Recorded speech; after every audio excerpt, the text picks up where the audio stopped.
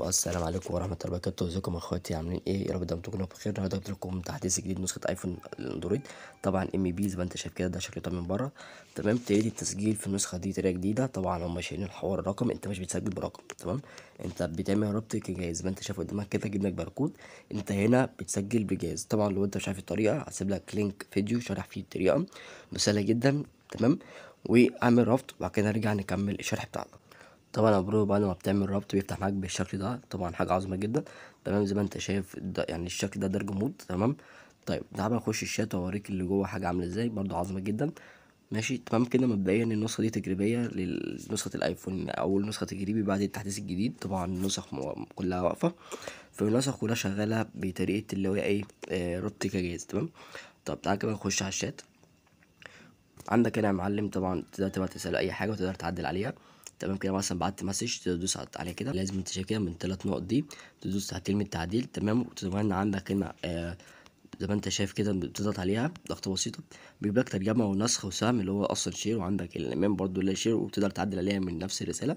وعندك قراءة الرسالة زي ما انت شايف كده تمام. وعندك آخر حاجة اختار اللي هو برضو بتختار تبعتها لمين تمام. طبعا عندك هنا لما بتيجي تسجل ريكورد،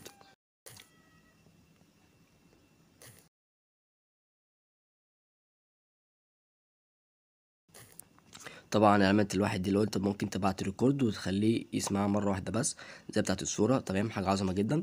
طيب وعندك برضو عندك في الإضافات هنا خش إضافات وأقول لك ازاي بتعمل إخفاء الظهور أو إخفاء مشاهد الستوري وكل دوت تمام. بتخش على أول واحدة تمام.